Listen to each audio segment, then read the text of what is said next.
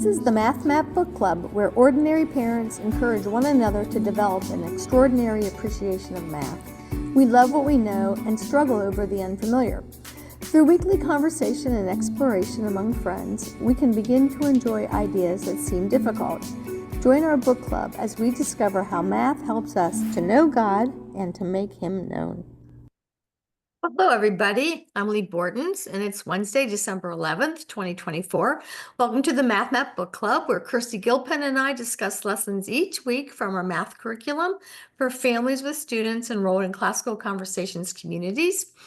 And we are in our December Q&A session. So, Kirsty, we've been getting lots of questions from people from all kinds of resources, and I just really appreciate Babs and Shauna answering the online questions and you being here for this video questions, because I learn a lot each time. So thanks, team. It is such a privilege. Somebody asked me what the coolest part of my job was, and I said that definitely the coolest part was helping people to see math in a new light. So I love being able to do that every week. Good. All right, so we are doing our Q&A here, and we want to go ahead and start off by giving you guys an opportunity to ask your burning questions. So what questions have you brought this week?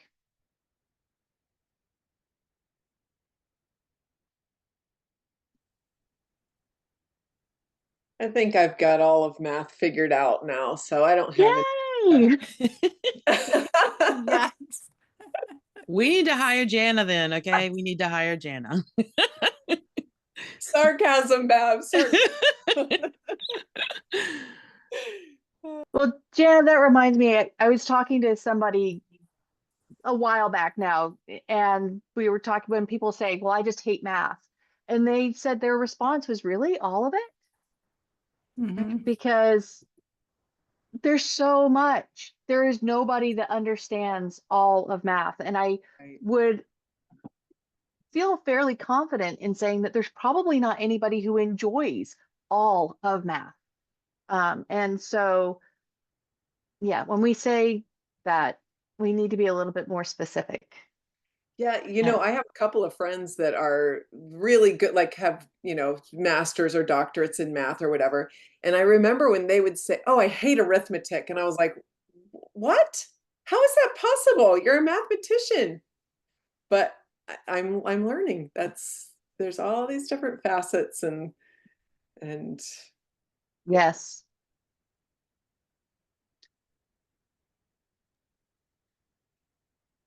What? Jana understands everything, so she doesn't have questions today, but does anybody else want to be brave and say they don't understand everything and they do have a question? Well, I want everyone to have time if they do have questions, but I have just a generic question. It's now been 2.5 years that we've been doing this. Can you guys maybe share a couple testimonies on what your growth in math has been and what frustrations you also still have?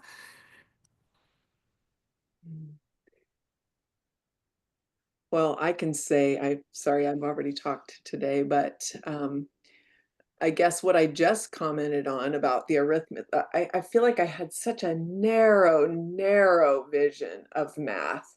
And like I might have seen that it goes on and on, but I still saw it as like this linear thing with like you do some arithmetic and then you learn geometry and you got to get algebra in there and what, like it's just like this line and kind of a broken, confusing line to me.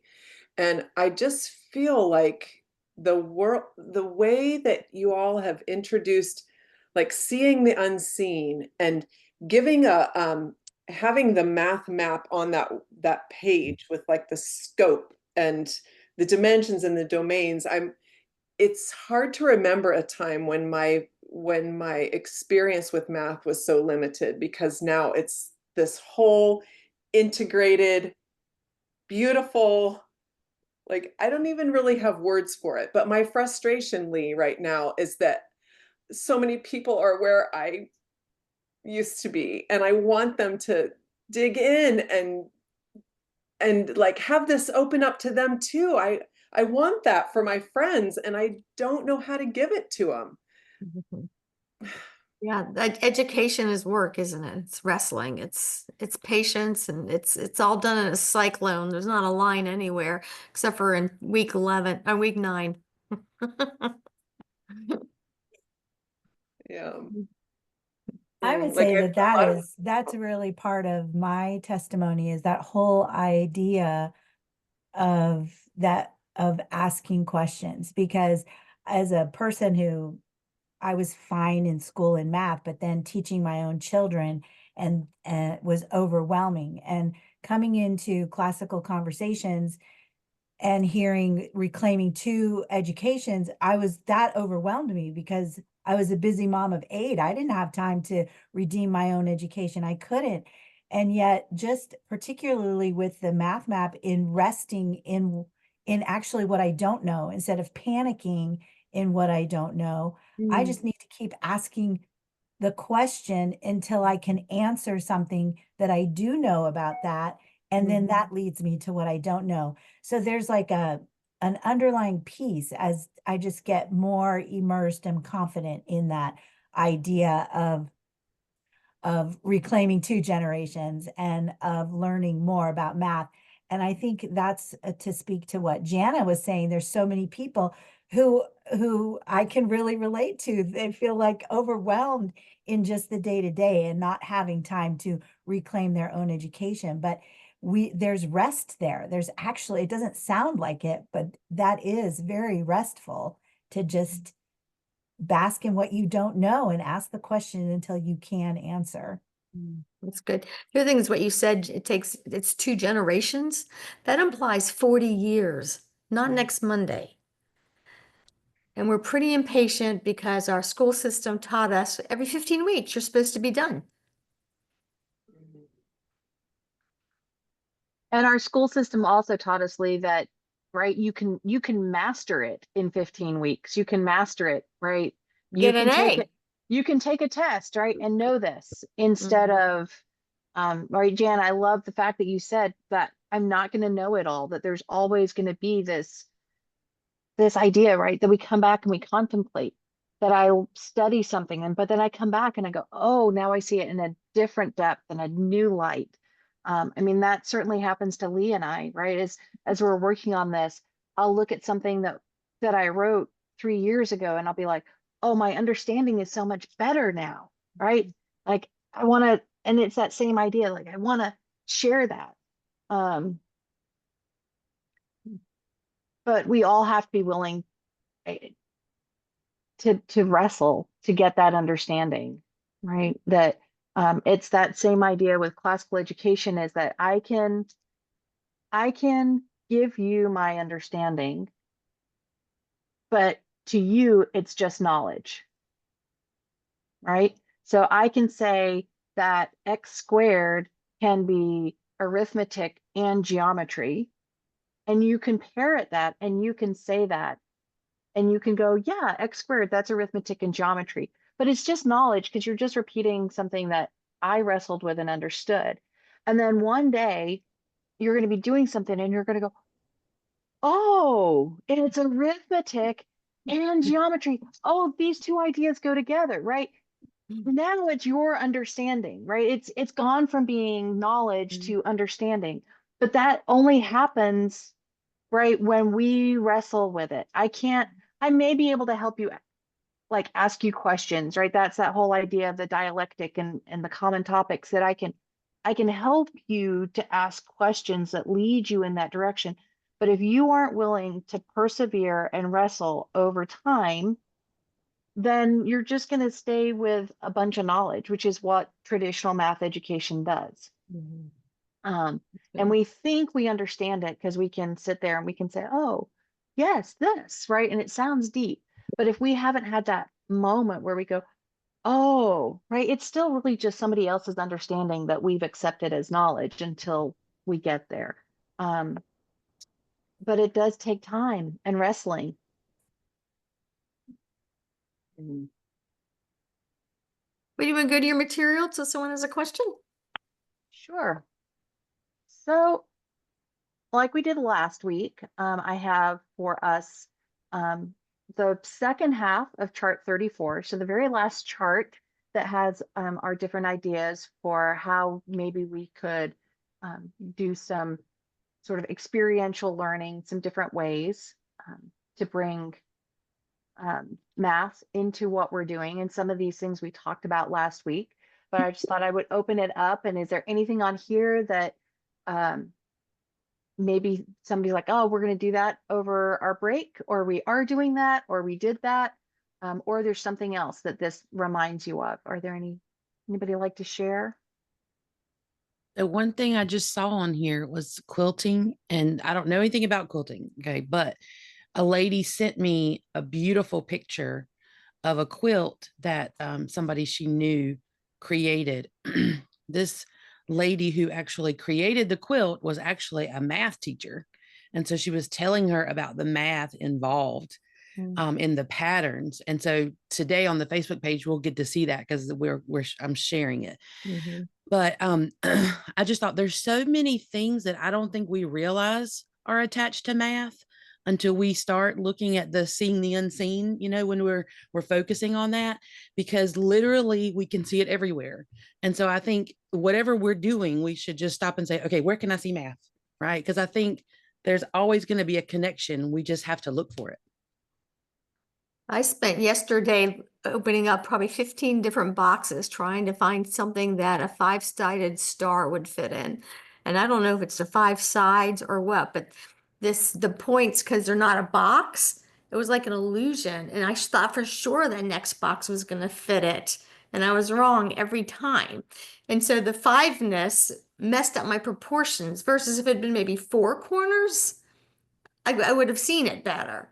So that all by itself was a practice in math, seeing the unseen.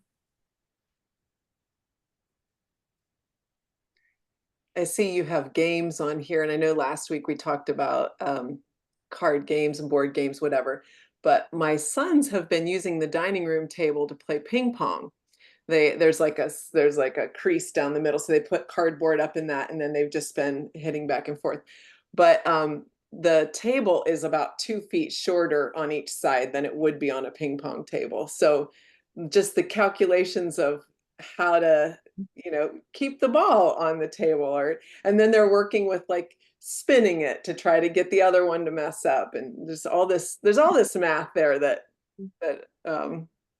counting, they'll play this one game where they'll throw the ping pong ball and it has to hit once before it gets to the other person, and then he'll throw it back and it has to hit twice the next time, and then the next time it has to hit 3 times before they catch it, and it has to be exact. And so they've gotten as far as 10, which that it about Wow. drives me crazy, but anyway. So those are some games. Yeah. Well, Amanda Beller, who works with us, was telling me yesterday that she worked really hard to make her Christmas tree full of lights and got only 2/3 done and realized she didn't have enough. She underestimated. So she had to go back to the store and couldn't find anything that matches. So now she has a tree that's light on top and really light on the bottom. So just decorating your trees. You've all seen your husbands get up on the gutters to hang those lights and go, my math's off. Mm-hmm. Jana, I love your example of the ping pong, because there's so much that that our brains are doing, right? And if we've studied math, our brains are going to take what we've learned, and even though they weren't maybe consciously thinking of the angle of reflection and those kinds of things, our brains, amazingly enough, are, right? That to process that, where am I hitting this? That our brains, actually, if we could stop thinking, so I don't know if anybody else plays pickleball, but we've picked up pickleball and I really enjoy it. And I always say, if I could just stop thinking, right? If I could stop consciously thinking about what I was doing, I play a lot better, because my brain just sort of takes over and coordinates my body, and I play better. My reaction time is better. My body, because I've practiced, knows what to do. And my mind, because I know how reflections and angles work, it knows what to do if I can stop thinking about it. And so I know a lot of you have heard me talk about Ben Orlin. He's probably one of my favorite math authors, contemporary math authors. And he wrote a book called Change is the Only Constant. And there's a chapter in there about a dog that does calculus. And it's the same idea, how God built into this dog, um, right? When this dog would chase something into the ocean, like he took the most efficient path. Hmm. And right, so God, the dog had never even studied calculus, right? Obviously, we are pretty sure. But God had built into us these mathematical ideas. So when we'd like to say that math is man's expression of God's order for the universe, right? That this is how we as men are expressing it. And so whether we've studied these ideas and then our body is using them when we're playing games, but I'm also thinking that there's some of these things are inherent in us, are inherent in creation, and we're formalizing it and communicating it through math. And so that's where I think we can see that unseen, like God is helping us, right? Because it's all baked into the way our universe works and how we're built.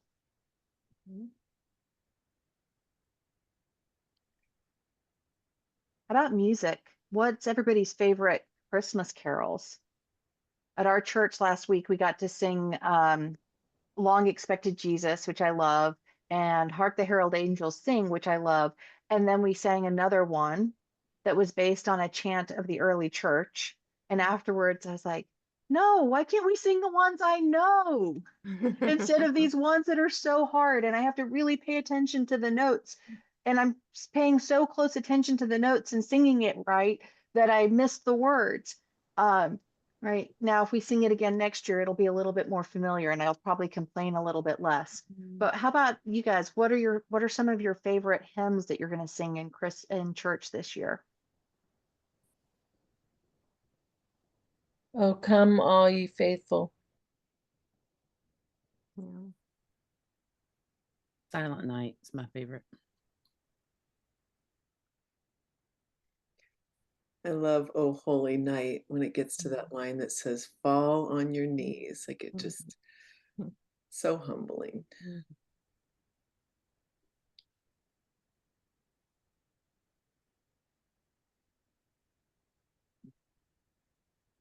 Now, here's another question. How many of you have hymn books or printed music that shows the notes? And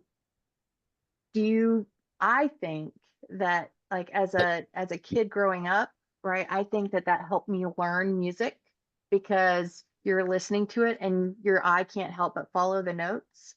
And I've often wondered about kids today that grow up in churches where the words are just up on the screen and they've lost that. If that's just a subtle loss. No, I think it's a major loss because probably music's my least skill. I mean, I don't play an instrument. I dabble at a lot of them, but I'm not don't do anything well. But the one thing I can do is read music and sing. And it's because I've always been in a church with a hymn book, and I teach myself every Sunday how to read. So you could neglect it, you could ignore it and not do that, even though it's right in front of you. We kind of have both. Like we sing songs out of the hymn book, but the words are on the screen. But that's what it's like half and half. Like half the congregation, I think, wants to use the hymn book because they want to see the notes, but the other half can't see the hymn book, and so they need to see the big words on the screen, right? And so, but I have to use the hymn book because I'm leading them, and so I have to know whether it's going up or down, right? I mean, and so seeing the words does not help me at all, even if it's a song I know, because I don't know, like I still feel like I haven't memorized that part of it, so I need to see the notes, if that makes sense. Well, it's funny, whether it's the ping pong or the pickleball or the singing, there is such a thing as muscle memory. And your voice can do the right things and your eyes and everything else. But it helps you develop quicker muscle memory if you can focus on something that you're doing. So when it comes to reading music, like you'll probably get better at pickleball without reading the instructions ever. But it would be nice for a referee or an experienced person to tell you the rules sometimes when you're first learning it. Like there's a communication that always can help you do a little better, a little sooner.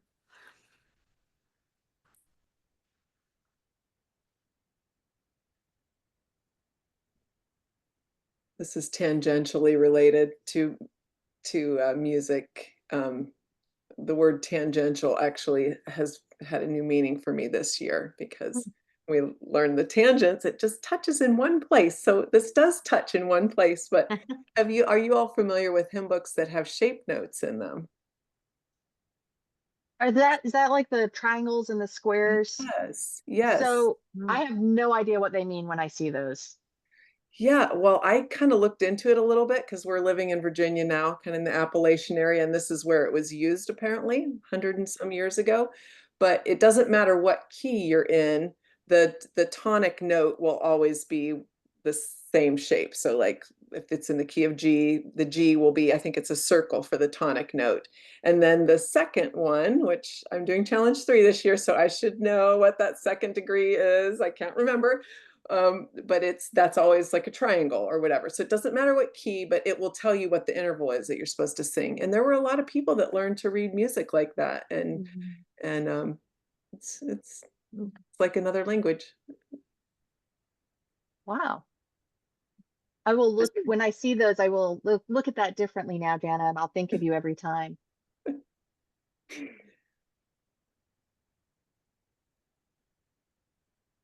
The next slide. All right, so the next slide takes us to Babs's beauty book example. So I'm going to click and then I'm going to let Babs talk and Babs tell me when you're ready to go to the next slide.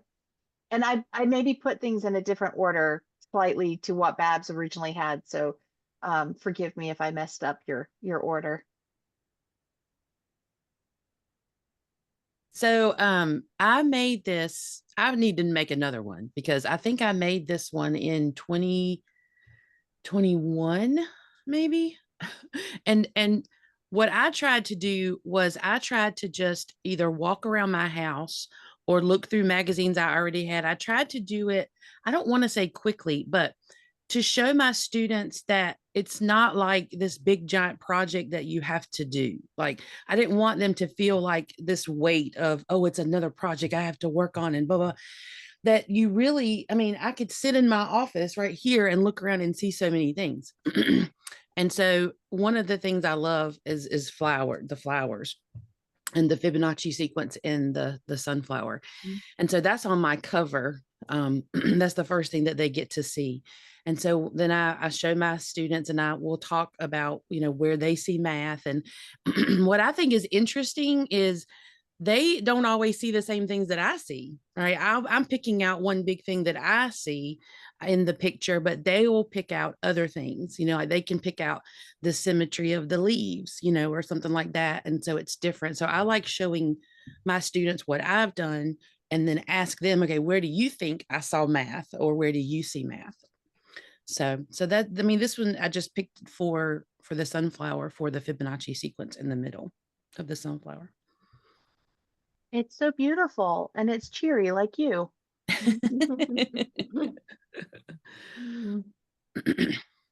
Okay, so this was a hodgepodge of different things. I just walked around my house to try to find.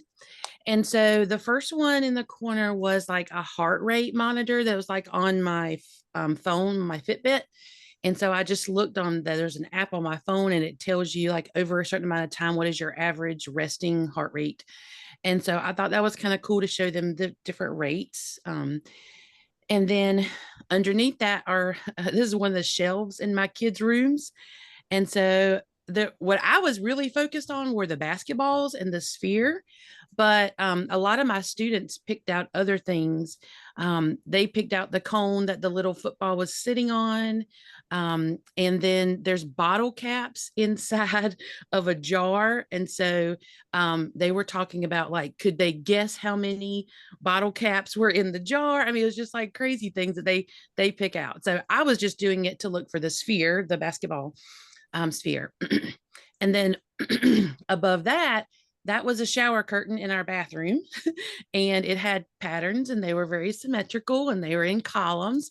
And so it was very eye-catching. We were redoing our bathroom during that time and that was a fairly new shower curtain. And so I thought it was really cool to see patterns on the shower curtain. Then the next picture, this one is my oldest, who is a junior. This was his baby outfit when he came home from the hospital, and it's on a wall in our hallway. And so I was just looking at the lines, like the parallel lines. And we have one for my oldest, but his didn't have any parallel lines. And so I chose this one just because. And the weird thing is, we're NC State fans. We don't even like Carolina blue, but he came home in the Carolina blue outfit. So I think somebody gifted it to us. And so that's why he wore it. And then the last one in the corner, this was a part of a Lego set. And it's it's like a mesh, but it looks to me like a coordinate plane. And so as the first thing I thought of when I saw them, I was like, oh, this is a coordinate plane. But my kids used to love Legos, and they don't really play with them anymore, but they won't let me get rid of them. They're like in storage containers in the attic. And so I'm assuming they'll get them back at some point when they move out and want to, keep them. But their shelves were full of Legos, and this would just happen to be one of the sets. And so I just love the coordinate plane, the fact that I knew what it was, right? And that it was already in our house as part of the Lego set. So I thought that was really cool.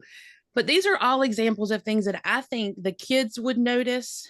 And so I was trying to pick things not really for me to dig deep or anything like that, but just really to show the kids it's everywhere. All I had to do was walk down my hallway, right? Or walk into my bathroom or look in my kids' rooms, and they're everywhere. So okay, so the first one is a tissue box, and we really talked about that a lot. Like when we were talking about when we started 3D, we kind of talked about the tissue box. And so I had a tissue box there. The one beside that on the top, they're just measuring spoons. These are actually my favorite. Well, they're measuring cups, I guess. They're like Pampered Chef, and they're like my favorite ever. And so measuring obviously has to do with math. And then the clock on the wall, I have that at the bottom. Do you know there are kids who don't know how to tell time? Because I showed this to one of my classes, and they asked me what time it was. And I was like, well, let's see. And I asked, some other kids, I'm like, okay, so what does the 1 represent, right? What does the 2 represent? I said, let's count. And I didn't realize that a lot of kids don't have analog clocks. I guess that's what they call them. They don't have those in their houses anymore. A lot of them are digital. And so a lot of people don't know how to tell time. I was like, oh, that's so sad to me, because you need to know how to tell time that way. You still need to know how to read a clock. And then the second set of pictures was it's an air freshener, but I don't know why when I take it out and I see how it's like exactly the same. It's like the line of symmetry is down the middle where you pull it apart and you put the air freshener can in there. And I just thought, hey, that's a perfect example of symmetry. So that's what that one is. Thanks, Babs. I want to say Okay. about the analog and the clock. That means they've lost the ability to use polar coordinates in describing where they're headed and where birds are and trees and things. And so that's wow. another reason why old things are good things sometimes too. Yeah. We didn't Well, have a clock in our classroom, and so I bought not only an analog clock, but it has Roman numerals. So that way we could kind of kill 2 birds with 1 stone. Yes. Well, I was going to say, I wonder if different learning styles or different strengths gravitate to one clock over the other, because I am an analog person. I can obviously tell time using a digital clock, but it doesn't have meaning to me the way an analog clock does. Like an analog clock, I look at it and it's like I just know where I am in my day because it's such a spatial view. And I certainly emphasize that with both of my children. Most of our clocks are analog clocks, and I've taught both of my children how to tell time. My son, who's younger and is a very spatially minded person, he is all about the analog clock, right? And he thinks the analog clock makes the most sense, and he's a lot like me. My daughter, who is a dancer, so you would think has a great spatial, right, sense, but also is used to counting 5, 6, 7, 8, right? Because she counts beats. To her, the digital clock makes the most sense. And every time she looks at an analog clock, she has to stop and think. I'm like, I know you know how to do this. I taught this to you. But it just doesn't mean the same to her that it means to my son and I. And I taught them the same. So it just makes me wonder if it's just a different style of thinking, maybe different students relate to. I don't know. So that gets us to just reminding everybody of our plan, that the plan is to be here next Wednesday.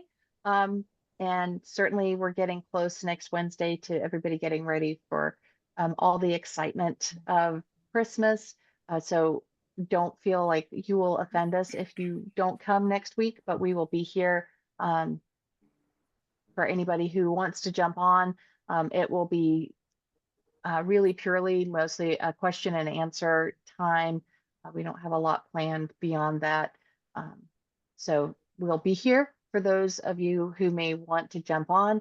If you have friends who are finishing up community this week and have always wanted to jump on, please remind them that, hey, they're going to be on next week. This is the perfect opportunity while you're not in community to jump on and have a live math conversation and ask your questions.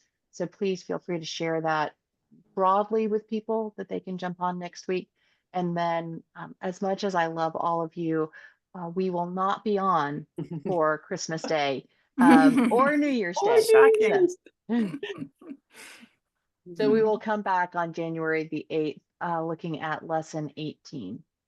And so that gets us to our second question slide. So we will be happy to entertain your questions. If you I did think of a question I had this week. We're in booklet 14. And I got tripped up on the bottom of page 3 with the inscribed square. Like I understood the rest of the page, what we're expected with using the compass and our straight edge, but I didn't understand the bottom one.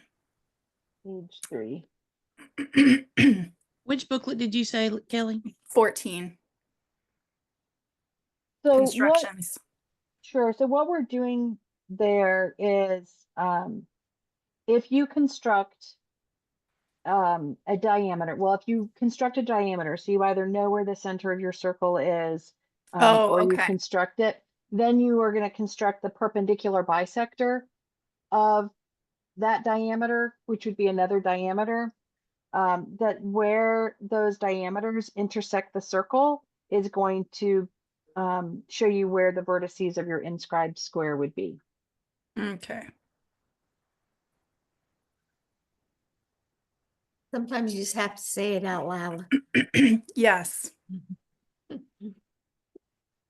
Well, with the other ones, it was like telling me where to use the straight edge. And so I was like, am I supposed to use this to tell me how to make a square inside the circle? You know, I don't know. I guess I was probably overthinking it. Yeah. That's the thing I like about the construction lesson is that it's almost like it's good to overthink it. It's really so Mhm. detailed in the words and the images, trying to match them up. They're difficult. Yeah. Just so you know, if you haven't explored the companion for the constructions lesson, there is a video example for every construction in the companion. So if you go to the charts, you'll be able to match those constructions to where they are on the charts. And then there's actually a little the video clip. chart. Because I went to I always reference your videos when I have questions prepping for class of the page tops. But so I went to this page, but there wasn't one for that, but I didn't think to look in the charts. So thank you. That You're will welcome. be very useful. Hi, I had a question on week 16, page 7. Secant 270 is secant 90, and the answer has infinity. But if you're going from the left, it's positive infinity. If you're coming from the right, it's negative infinity. So I was just wondering. Are we looking How- at the top on the top of page 7. Top left, yes. So, I see what, oh, you mean on the left hand where we're talking about the even symmetry? Yes. Yes. Yeah, we should have been clear there that we were looking at coming from the left or the right. Gotcha. Okay, I just Yeah. wanted to make sure that I wasn't missing something there because I was like, I don't know how you figured that out with that. Anyway, so thank you. You're welcome. Yeah, we'll make sure we're either that or that we pick a different angle there would probably be our better choice, to pick a different angle other than 90 degrees. If we picked 180, for example, or 45, you'd be able to see the same relationship. So we will make a note and look at getting that clarified.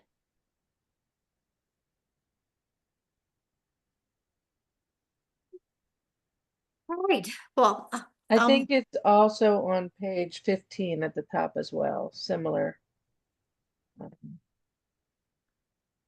Just same question. Same question. Yep, you're right.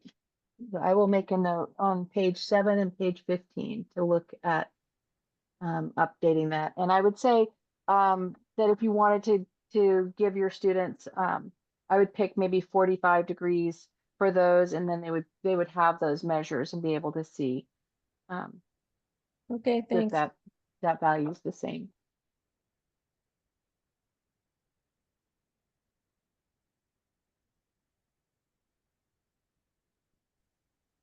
All right. Are there any other questions? Sorry, go ahead, Lee. Oh, I have bread rising, so I'm gonna go. But it was nice to be with all of you, and I'll talk to you next week. Thank you.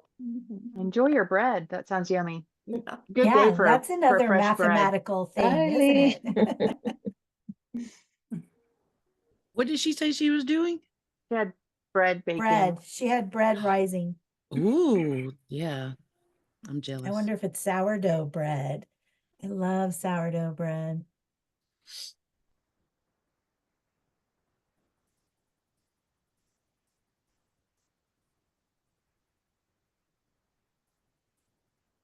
All right. Are there any other questions or testimonies or thoughts you'd like to share? I have a question from one of my parents. They were wondering, since there have been corrections and clarifications made for the complex level, is there going to be a revised edition of it released next year, or will it be the same edition next year? It will be revised. Okay. And I can just to be honest with all of you, that not only does the development of the math map have to work from week 1 to 30, but it has to work from digits through transcendentals. So as it's being developed, we're constantly going, okay, so is the order of instruction from week 1 to 30 right?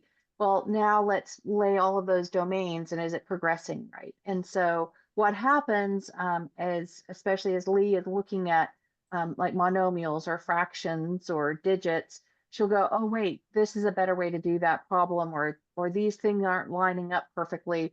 And so it means that there's these constant adjustments being made. And so until all of those domains are really released, I think we're going to continue to see a little bit, not major shuffling, but a little bit of continuing to refine, so that not only is it a smooth step from week 1 to week 30, but it's a smooth step from digits to transcendentals.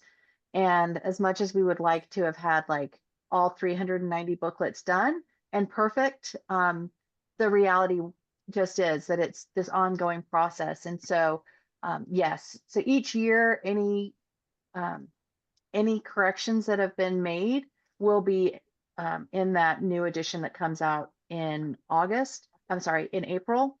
Okay. But what we want people to know is that while we're making those corrections to those problems and updating some things to improve the mapping between the domains, that if people choose to continue to use the ones that they bought this year, that will be fine. What you will be able to do is beginning on June 1st, the companion will have the latest and greatest. And so families will be able to go and look at, okay, this is what I had last year. This is what the current one is. And they'll be able to kind of make that comparison. You said June 1st for that? June 1st. Yeah, that's when the CC Connected year sort of starts, is June 1st. So once that new CC Connected year starts, it'll be the newest version of the booklets. And that's when the newest version of monomials will be up, and fractions and integers and digits as well. Okay, thank you. So that's a good question. Yeah, and we know that's a question that's going to become more common as we get closer to people thinking about next year.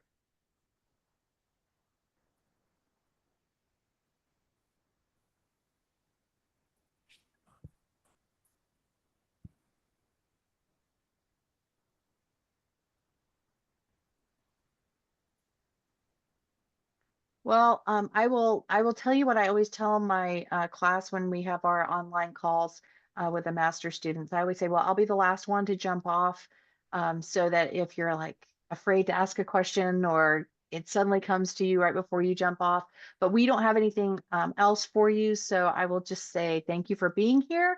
I am praying for all of you as you are finishing up your community for the first semester and going through Blue Books. I know that that is a joyful time as we're finishing that up and embracing the Advent season and the chance to rest a little bit. So I will be praying that that is a joyful time. I know that it's also sometimes a time that reminds us of our loss. And so praying for those of you who may be experiencing that also. And I will look forward to seeing those of you who are able to join us next week. So have a wonderful afternoon.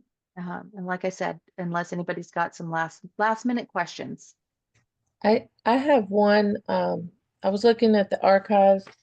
As you can tell, I'm in week 16 booklet, and I was looking for the math book club from that week, and I don't see it there. I see 15 and 17. So I was just wondering if something happened or. It's there. I don't, for some reason, not everybody sees stuff in YouTube, but if you go to the forums, have a link that has all the videos, and then there's also, I'll put a link to there's a frequently asked questions page. I'll put a link in the chat, and it also has all the videos and all the links. That way you can see them. Okay, because I just go in from the archives on the Lee Borton site, and Oh, okay. and it's not showing. I mean, it takes me over to, I guess, YouTube or whatever, but it's, at least I don't see it. Maybe I didn't look through every single one. I just looked toward the end where they usually are. I see 11, 12, 13, 15, 17, and then the Q&A one. So I'm not sure where it went. Okay. I'll ask Emma, because I think, Emma, do you put those on the archive, or does somebody else do that? I don't know who does that, but I do know it's up there. It maybe it's just there's not a link to it on the archive, so we'll see if we can get that updated. Okay, and you said it's in the forums. Yeah, and I just put a link in the chat. This Okay. that has a directory too. If you want to, I just kind of keep that bookmarked. So if I need one, I'll just go pull it from there, and Gotcha. I'll try to update it whenever we post the recording. I just post it to that one. All right, thank you. I'll keep that link handy then. Yeah, and remember, for things like that, you can always email the math map at classicalconversations.com. Babs and Shauna are amazing at responding quickly to those emails and getting you guys answers as quickly as they possibly can. So they're, if you email in, that you'll probably 99 times out of 100 get a very quick response. Yeah, thank you.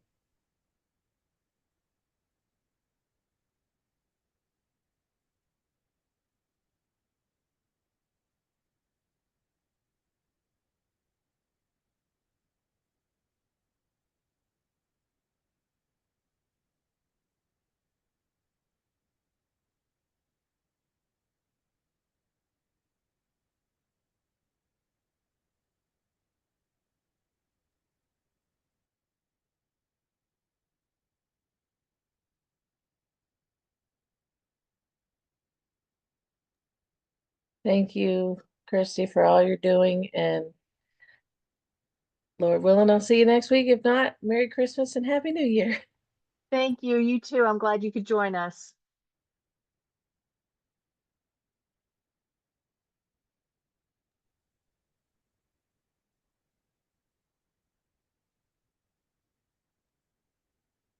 Thank you, Kirsty and Babs and everyone for everything you're doing to lead us through the math map and help directors and families and everybody with all our questions. And I can attest you are really quick with the email responses, and I really appreciate that. So if I don't see you next week, Merry Christmas and Happy New Year.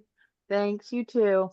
I'm just glad we get to see your face this time, Veronica. We never get to see your face, and we get to see it today. I'm like, Well, yay, I can see sometimes you Veronica. really don't want to see it. So it's a mercy that I do that.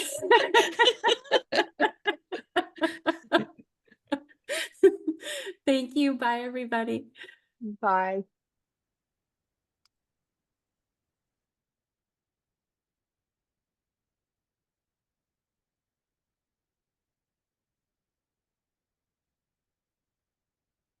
All right. Well, I think we're probably done. So thanks, Emma. And I will look forward to seeing you guys next week. God bless you all. Have a good day.